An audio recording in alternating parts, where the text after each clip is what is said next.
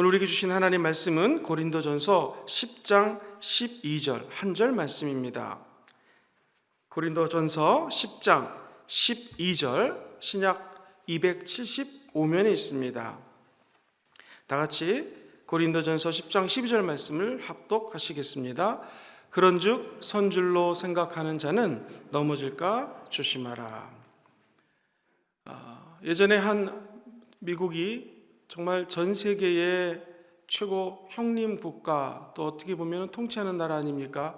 세계 최대 강국 미국의 최고 지도자가 많은 목사님들 앞에서 머리를 떨구며 이렇게 사과를 한 적이 있었습니다. 제가 그만 자기 비서와 함께, 제 비서와 함께 넘어서는 안 될 선을 넘어서 큰 죄를 저지르고 말았습니다 라고 하면서 고개를 떨궜던 것을 TV를 통해서 본 적이 있었습니다.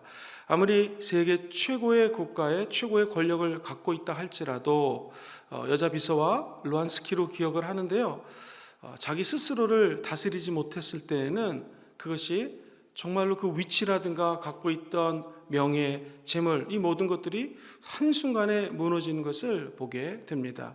그래서 우리 옛말에도 수신, 제가 치국 평천하라는 말이 있죠. 평천하 하기 전에 먼저 수신해야 되고, 제가 가족을 다스릴 줄 알아야 되고, 그리고 난 다음에 치국, 나라도 다스리고 평천하를 이룰 수 있다라는 우리 선조들의 지혜의 말씀입니다. 오늘 이 말씀도 우리가 재직이 되고 또 홈 리더, 원 리더, 저같이 또 목회자로 사역을 하고 있는 사람들에게 가장 중요한 것은 무엇일까요? 우리 스스로를 잘 관리하고 경영하고 자기 스스로를 잘 리드하는 것이 필요합니다. 그래서 충성된 일꾼의 자기 관리에 대해서 크게 세 가지를 살펴보기 원합니다. 첫 번째로 왜 자기관리가 필요할까요? 여러분 교재 12페이지를 보시면 가로친 1번에 이렇게 적혀져 있습니다. 복음 전파에 합당한 생활을 하기 위하여 자기관리가 필요하다는 것입니다. 복음을 전하는 저와 여러분들이 우리 스스로를 잘 관리하지 못하면요, 복음과 교회 부흥에 큰 지장을 초래할 수 있습니다. 사도 바울은 우리 믿음의 대선배님이신데 그분은 자기 몸을 스스로 낮춰서 쳐서 복종하기까지 스스로를 낮췄다고 얘기합니다. 성경은 그가 달려갈 때 향방 없는 것 같이 방향 없이 달려간 것이 아니요, 그가 싸울 때에 허공을 치는 것처럼 싸우지 않았다. 즉 분명한 목표가 있었다라는 것입니다. 권투 선수들에게 물어보면 제일 순간적으로 당황을 하거나 이거 내가 권투 경기에서 질 수도 있겠다라고 생각할 때가 언제냐면 상대방의 주먹을 세게 맞았을 때라든가 어퍼커트 이렇게 맞았을 때가 아니랍니다. 이 주먹을 내가 상대방을 해서 날렸는데 허공을 칠 때가 있거든요. 그러면 상대방을 허공을 쳤기 때문에 이게 무게 중심이 앞으로 쏠리거나 옆으로 쏠립니다. 그때는요, 아주 가벼운 라이트 훅만 맞아도 옆으로 다운될 수 있기 때문에 이 권투 선수들에게 제일 무서운 것은 허공을 치는 거라는 것이죠. 사도 바울은 영적 전쟁을 함에 있어서 내가 향방 없이 달리는 것도 아니요, 허공을 치는 것도 아니다. 정확하게 목표를 가지고 나는 살았는데 그것이 무엇인가? 고린도전서 9장 26절 27절에는 이렇게 표현합니다. 나는 다름질하기를 향방 없는 것 같이 아니하고 싸우기를 허공을 치는 것 같이 아니했는데, 27절 같이 읽어볼까요? 시작. 내가 내 몸을 쳐 복종하게 함은 내가 남에게 전파한 후에 자신이 도리어 버림을 당할까 두려워함이라. 내 몸을 쳐서 복종을 할 수 있도록 자꾸 스스로에게 채찍을 강한 것은 무엇인가? 열심히 복음 전하고 예수 믿게 하고 난 다음에 오히려 나 때문에 내 스스로를 관리하지 못해서 저 많은 양들이 만약에 천국에 가지 못하거나 시험에 든다면 이 큰 문제지 않겠습니까? 해서 우리는 자기 스스로에 대한 관리가 너무 필요하다는 것입니다. 우리도 사도 바울처럼 복음에 합당한 삶을 살아가는 예수님의 제자가 되기를 주의 이름으로 축원드립니다. 또 하나는 하나님께 귀하게 쓰임받는 그릇이 되기 위해서 우리 스스로를 정결케 하고 스스로를 잘 관리해야 된다는 것입니다. 이 우리 인간은요, 다른 사람들을 향해서 막 잘못했다라고 이야기하는 것이 너무나 쉽습니다. 왜냐하면 내가 갖고 있는 삶의 철학이 있습니다. 그동안 신앙생활했던 경험이 있습니다. 그래서 다른 사람들을 바라볼 때 내 잣대와 내 경험에 비춰봐서 틀리면은 손가락질하기가 너무 쉽습니다. 제가 신학교 다닐 때에 우리 신학교 교수님이 이렇게 한번 가르치시더라고요. 사람들을 향해서 손가락질하는 것을 조심해라. 왜냐하면 내 손가락이 사람들을 향해서 막 이렇게 손가락질하면 사실은 그 사람을 욕하기도 하지만 이 손가락 하나는 하늘을 향한다. 그러니까 하나님 앞에서 사람들을 정죄하는 거기 때문에 함부로 돌을 던지면 안 된다. 교수님 그런 말씀을 하시더라고요. 자 봐라, 이 손가락 3개가 있는데 이 손가락 3개는 지금 누구를 향해서 오고 있죠? 나를 향해서 오고 있다는 거죠. 성경에 보면은 상대방은요, 눈에 티끌이 들어갔어요. 그런데 가만히 보니 이 티끌 하나인데 내 눈에는 들보가 있다는 것이죠. 네 눈에 들보를 보지 못하고 왜 저 사람의 저 조그만 티끌 가지고 잘못됐다라고 정죄하느냐라는 것입니다. 그러니까 지혜로운 그리스도인들은 다른 사람들을 정죄하고 손가락이 하기 전에 자기 스스로를 철저하게 깨닫고 조명하고 말씀에 비춰보면서 스스로를 관리해야 된다는 것입니다. 천국 가는 날까지 우리 스스로를 다른 사람 정죄하기 전에 잘 관리하시고 돌아보는 저와 여러분이 되기를 소망합니다. 큰 두 번째로, 그렇다면 우리 일꾼의 역할이 있을 거예요. 우리들은 무슨 역할을 해야 되기 때문에 스스로를 관리해야 될까요? 충성된 일꾼은 양무리를 부지런히 살펴서 돌보아줘야 될 책임이 있습니다. 우리 교사 선생님 중에도 한 분도 바쁘신데도 불구하고 교회에 와서 교육자와 함께 컵라면을 싸고 먹을 거를 박스에 싸가지고 아이들의 직접 배달을 가다가 코로나 때문에 배달 가는 것도 여의치 않으면 우체국에 가가지고 택배를 보내는 것을 제가 옆에서 이렇게 직접 지켜보진 않았지만 이렇게 만났습니다. 만나서 얘기를 듣고 그분이 몇 시에 교회 왔다가 몇 시에 이제 집에 간 거를 알게 됐는데 하나 얼마나 기뻐하시겠습니까? 자기도 바쁜데 교회 와서 컵라면 학생들이 좋아하는 것을 열심히 싸가지고 보내는 것, 이게 바로 작은 목자가 해야 될 일이라는 것이죠. 잠언서에 보면 27장 23절에 이런 말이 나와요. 내 양떼의 형편을 부지런히 살펴라. 자기 양떼, 중고등부 아이들이 제일 좋아하는 게 컵라면입니다. 아빠보다도 컵라면을 더 좋아해요. 그 아이들이 좋아하는 거를 박스에 싸가지고 배달하는 선생님의 모습, 또 네 소떼에 마음을 둬라. 네 마음을 딴 데 두는 것이 아니라 내가 관리하고 내가 맡은 영혼에 네가 포커스를 맞춰야지 하나님이 기뻐한다는 것입니다. 그래서 우리 재직과 원리더, 홈리더, 목회자, 또 안수 집사님, 장로님, 권사님들이 해야 될 일이 뭐냐면 한번 따라해 볼까요? 나는 유모입니다. 시작. 나는 유모입니다. 유모는 무엇인가? 내가 직접 육체적으로 아이를 낳지 않더라도 그 아이를 데려다가 젖을 먹이는 것을 우리는 유모라고 표현합니다. 우리가 아는 것처럼 모세의 친어머니가 모세의 유모가 되었죠. 또한 성경에 보면 데살로니가전서 2장 7절에 보면 이런 말이 나와요. 사도로서, 사도 바울이 얘기합니다. 내가 마땅히 권위를 주장할 수 있으나, 그렇죠. 사도면 목사님보다 더 높은 위치 아니겠어요? 내가 너희들에게 이렇게 명령하노라 할 수 있지만 성경에 보면 도리어 유순한 자가 되어서 유모가 자기 자녀를 기름과 같이 하였도다. 사도 바울이 이야기합니다. 너희들 이렇게 살아라 명령한 것이 아니에요. 권위를 가지고 그것이 아니라 유모가 되어서 자기 자녀를 친아들 돌보듯이, 또는 정말로 어린아이를 키우는 마음으로 유모가 되었다라는 것입니다. 그러므로 우리가 이제 재직 직분을 앞두고 또 각 리더로서 삶의 현장에서 섬기고 있습니다. 우리의 마음 자세가 유모의 마음을 가지면 큰 문제가 없습니다. 왜? 이 엄마의 마음을 가지면 아이가 실수해도요 웬만하면 넘어갑니다. 그냥 눈을 감아주게 돼 있죠. 그리고 나도 초신자 때 저랬지. 맞아 옛날에 내가 성경 몇 장 몇 절을 찾겠습니다 하면 그때 헤맸던 적이 있지. 당연히 못 찾겠지. 찬송가 몇 장 그러면 이게 헷갈려가지고 못 찾을 때가 있었지라고 사람들을 이해하게 된다는 것이죠. 시간이 지나고 교회 생활이 익숙해지다 보니 이제 초신자나 예수 안 믿거나 새신자가 오면 내 마음속에 아이고 마태복음이 어딘지도 몰라, 아이고 구약에서 찾고 앉았네, 이렇게 하면 안 된다는 것입니다. 가서 찾아주고 도와주는 유모의 마음을 가질 때 하나님도 기뻐한다는 것이죠.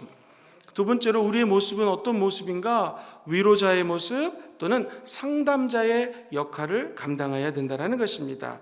혹시 교재가 있으면 13페이지 중간에 같이 한번 읽어보겠습니다. 없는 분은 손을 들으면 우리 교육자님께서 좀 척을 전해드리도록 하겠습니다. 13페이지 중간에 보면 홈 식구들이 같이 읽어볼까요? 시작. 홈 식구들이 수고하고 무거운 짐으로 고민하며 방황할 때가 있다. 이때 충성된 일꾼이 그들과 함께 있는 것만으로도 위로가 된다.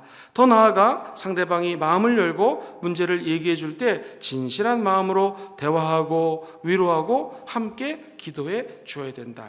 저는 이 문장을 읽으면서 예수님의 모습이 이랬다라는 생각을 하게 되었습니다. 예수님은 현장에서 가늠하다 잡혀온 여인, 너 이거 잘못했다, 율법을 어겼다, 왜 이렇게 사니, 왜 이 모양이니, 그러지 아니하고 그냥 그 사람 옆에 있어주는 것입니다. 그리고 남편을 5명이나 갈아치운 여인 앞에도 먼저 찾아와서 가만히 우물가에서 그 여인을 기다렸던 예수님의 모습이 생각이 났습니다.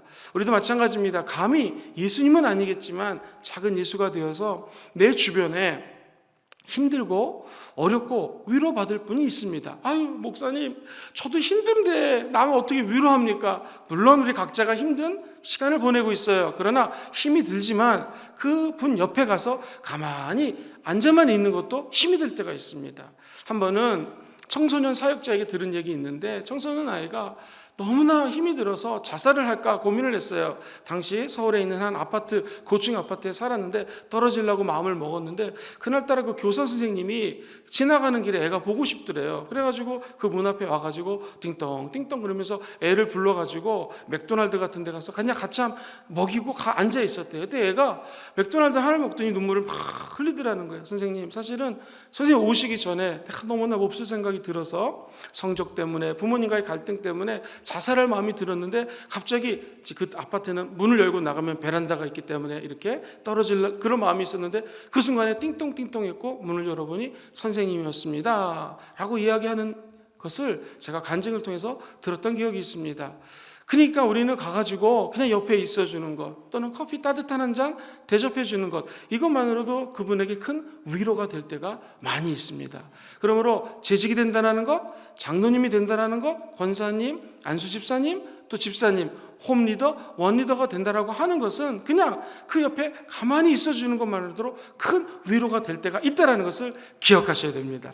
요즘같이 코로나가 있어서 만나기가 어렵다면 카톡이라도 보내서 내가 당신을 위해서 단 1초지만, 짧은 시간이지만 기도하고 있습니다 라고 하는 메시지가, 그 메시지를 받는 사람들에게는 큰 위로가 될 수 있다는 것이죠.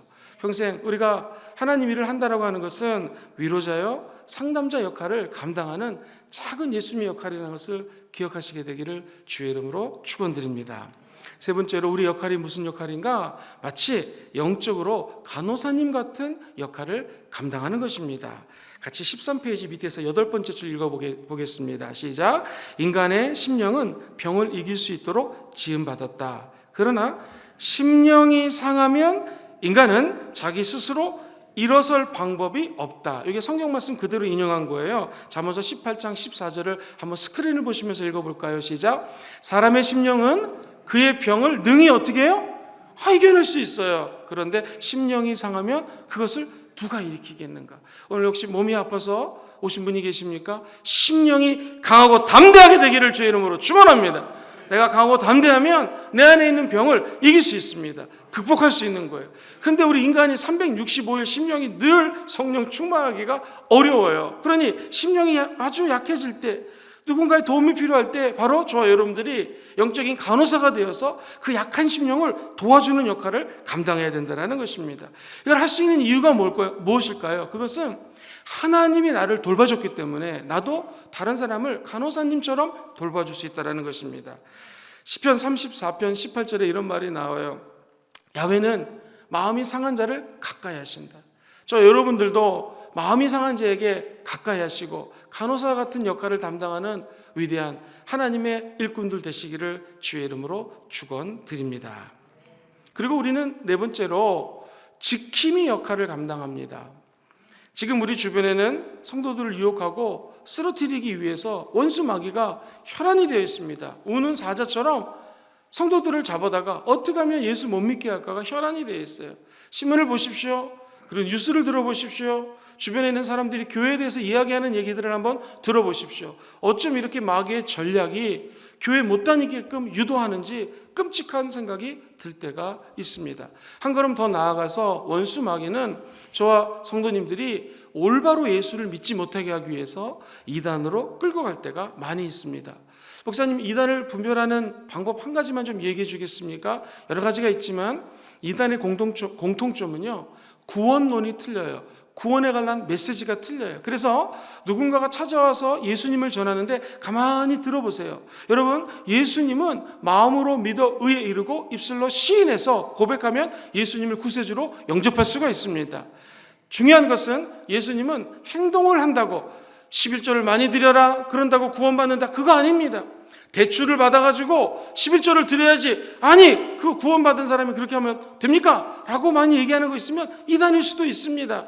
우리 하나님 그렇게 가르치지 않습니다. 율법을 통하여 행위를 통하여 구원받지 않습니다. 오직 예수 그리스도를 통하여 구원받는다라는 것이죠. 구원파는 예수 믿는 것 쉽지 않습니다. 구원받으려면 행위를 따라야 됩니다. 이단입니다. 신천지의 교리를 가만히 살펴보면 여러 가지가 있지만 핵심은 구원론에서 차이가 있습니다. 이만희가 구원론 안에 들어가 있습니다. 이러면 이단이 되는 것입니다. 통일교회 피가름이라는 교리 마찬가지입니다. 구원은 예수님을 통해서 오는 것이지 교주나 교파나 그 조직의 종교 지도자로 말미암아 그 사람의 손을 타야 된다, 무슨 관계를 맺어야지 구원받는다, 다 거짓입니다. 저 여러분들은 오직 예수 그리스도 때문에 구원을 받았고 천국 가는 하나님의 자녀가 된 줄 믿습니다. 이거 흔들리시면 안 된다는 것이죠. 그러면 이 확신을 가지고 내가 해야 될 일은 내 주변에 이 믿음을 흔들게 하는 사람들, 흔들게 하는 이단 조직, 흔들게 하는 원수 마귀로부터 내가 맡은 자들을 지키고 보호해 주는 것이 저와 여러분들의 역할이라는 것이죠. 그렇게 따지면 우리의 자녀들, 이 시대를 사는 것이 결코 쉽지가 않습니다.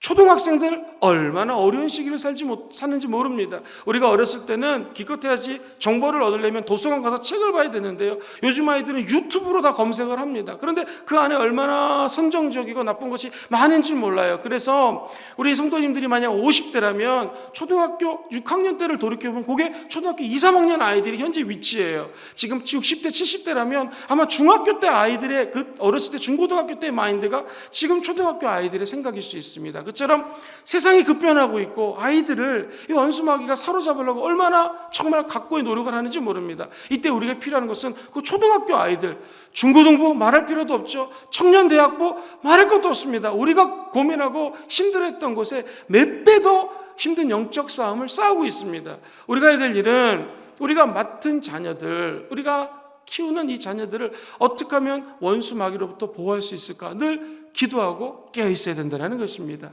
한 가지 확실한 것은 우리 인간은 제한적이고 유한적인 존재이기 때문에 그 자녀들, 내가 맡고 있는 홈원들을 다 돌볼 수가 없어요. 그렇다면 제일 좋은 방법은 무엇입니까?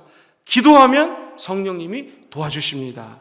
그래서 하나하나 다 돌볼 수 없다면 하나님께 간절히 기도해서 내가 담당하고 있는 교구, 내가 담당하고 있는 홈, 내가 하고 있는 모든 일들 가운데 성령께서 도와달라고 기도하면 하나님의 영이 은혜를 부어주시고 위기로부터 보호해 주실 줄 믿습니다. 우리의 또 하나의 역할은 안내자의 역할이에요. 홈 식구들 중에서 또는 내가 맡고 있는 담당하고 있는 부서에서 교회 생활에 대해서 잘 알지 못하는 분이 있다면 교회에서 하는 행사들에 잘 참여할 수 있도록 독려하는 것, 이것도 우리 재직과 임무를 맡은 사람들이 해야 될 일이라는 것입니다.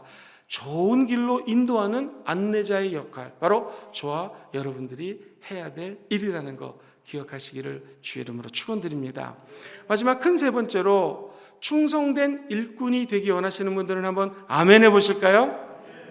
우리들은 모범적인 신앙생활을 하려고 애를 써야 됩니다. 노력해야 됩니다.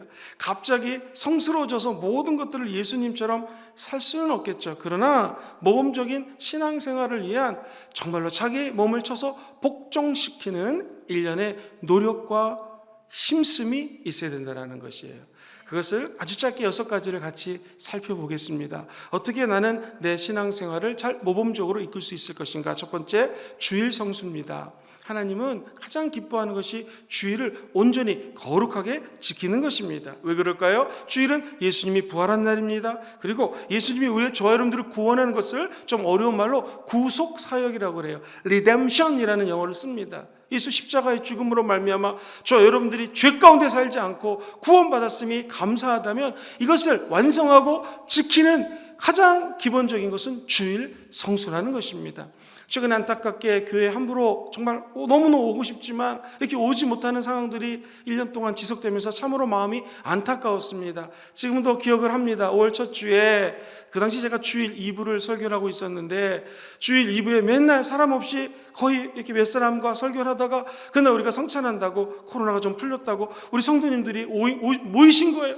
그날 저 뒤에서 앞으로 걸어오는데 얼마나 마음속에서 눈물이 나는지 제가 감격을 한다라고 하는 것은 하나님 보시기에 하나님의 백성들이 아버지의 전에 나와서 주일 예배를 드리는 것을 내가 이렇게 막 감동을 느끼고 기쁘다면 우리 하나님 얼마나 기쁘실까 하는 생각이 들었습니다. 하나님은 지금도 주일 성수 안식일을 지키는 것을 가장 중요시 여기십니다. 해서 사랑하는 우리 성도님들, 주일날은 꼭 천국 가는 날까지 재직이라면 정말로 목숨을 걸고 하나님 전에 나와 예배드리는 저 여러분 되시기를 주의 이름으로 축원드립니다. 두 번째는요, 온 마음과 온 정성을 다해 예배를 드려야 됩니다. 예배를 드리면 드릴 때마다 하나님의 뜻을 알게 됩니다. 우리 교회도 그렇지 않습니까? 정말 연세가 많기 때문에 오늘 또 예배 나오실 수 있을까 걱정했는데 또 항상 앉는 자리에 앉아서 자기 기도하시기도 바쁠 텐데 교회 위해서, 구역원들 위해서, 교회를 위해서 기도하시는 어르신들이 많이 있습니다. 정말로 얼마나 감사한지 모를 일입니다. 온 마음과 정성 다하여 예배 드리는 그 성도 한 분 한 분 때문에 지난 32년 동안 우리 교회가 이렇게 하나님 은혜 가운데 우뚝 서게 되어 있는 줄 믿습니다.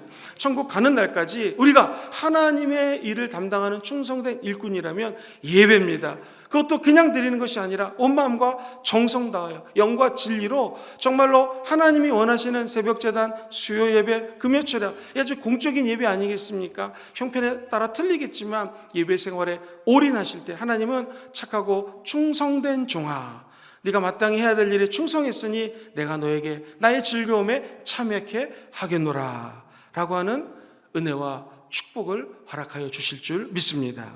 세 번째로 교회 여러 가지 활동들이 있어요. 각종 기도회, 예배, 구제, 선교 이런 활동에 적극적으로 참여하는 것, 이것이 우리 마땅히 충성된 일꾼이 해야 될 일입니다. 네 번째, 지극히 작은 일에도 충성하라라는 것입니다. 우리는 흔히 작은 일은 소홀하게 여기가 때가 많이 있습니다. 그리고 크고 많은 것에만 가치를 둘 때가 있습니다. 그러나 성경은 누가복음 16장 10절을 통해 이렇게 말씀하셔요. 같이 읽어보겠습니다. 시작. 지극히 작은 것에 충성된 자는 큰 것에도 충성되고 지극히 작은 것에 그렇습니다. 결국 작은 것에 충성된 사람이 큰 일을 맡길 때에 큰 일도 감당할 수 있다는 것입니다.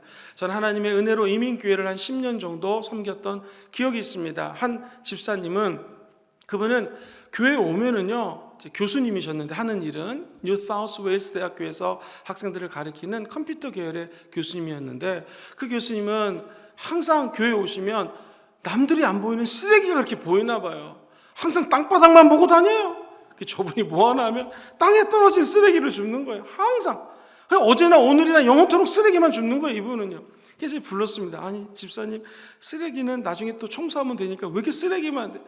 하나님이 나에게 맡긴 사명이라고. 이게 작은 일이지만 나는 평생 이거에 충성하고 싶다고. 그리고 가다가 교회 마당에 풀이 나잖아요. 풀을 뽑는 거예요. 어떻게 되었을까요?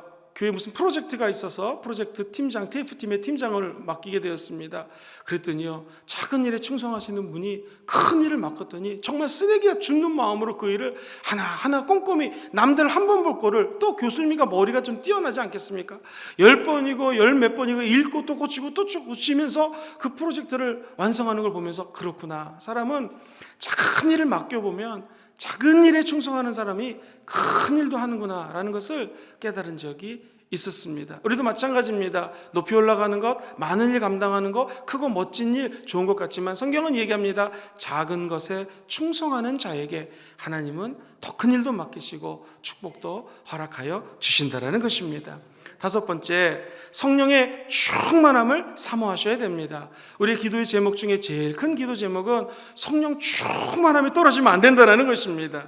왜냐하면 성령 충만하면 하나님이 내 일을 도와주시지만, 성령 충만하지 않은 상태에서 내 일을 막 하려고 그러면 오히려 많은 일을 한 것 같지만 나중에는 열매가 하나도 안 맺히는 경우가 많다는 것입니다. 사랑하는 성도님들은 천국 가는 날까지 우리의 기도 제목, 성령 충만하게 도와주옵소서. 다른 거 다 놓쳐도 우리의 우선순위는 성령 충만해야 됩니다. 마지막 여섯 번째는요, 말씀을 사모하는 자가 충성된 일꾼의 일을 감당할 수가 있습니다. 말씀에 대한 지식이 없으면 다른 사람들을 영적으로 안내하거나 전도하는데 어려움을 느낄 수 있습니다. 한번 따라 볼까요? 말씀을 듣고, 말씀을 읽고, 말씀을 공부하고, 말씀을 묵상하고, 말씀에 순종하겠습니다. 말씀은 자꾸 들어야 됩니다. 그래서 이렇게 새벽기도에 나와서 다 아는 얘기지만 다시 듣는 것 중요하고요. 말씀은 자꾸 머릿속으로 생각하고 묵상해야 됩니다. 또 아침에 눈을 뜨면 오늘 우리가 마땅히 읽어야 될 마태복음 말씀이 있습니다. 그것을 한번 2장 정도밖에 안 되니 이제 신약을 갈수록 좀 범위가 줄어드니 2장 정도는 맘만 먹으면 빨리 읽으면 5분이면 읽지 않습니까? 말씀을 먼저 읽고 그 중에 한 줄이라도 나에게 주는 메시지가 있으면 밑줄을 좀 그으시고, 하나님, 내가 오늘 이 말씀대로 살겠습니다. 저 여러분들이 이러한 삶을 사시게 되기를 주의 이름으로 축원합니다. 말씀이 저와 여러분들의 앞길에 등불이 될 것입니다. 왜 그럴까요? 예수님이 말씀으로 육신을 입고 이 땅에 오신 분이 우리 예수님이십니다. 그분은 지금도 저와 여러분들에게 말씀하시는 분이십니다. 주의 말씀을 듣고 위로받으시고 이 땅에서 승리하는 저와 여러분 되시기를 다시 한번 주의 이름으로 축원드립니다. 말씀의 결론은 내가 다른 사람들을 리더하고 다른 사람들에게 섬기기 전에 내 스스로를 먼저 리드하고 내 자신이 하나님 앞에 낮아져서 섬기는 자, 예외자로 사셔서 이 어려운 시기에 다 승리의 면류관 받게 되게 될 줄 믿습니다.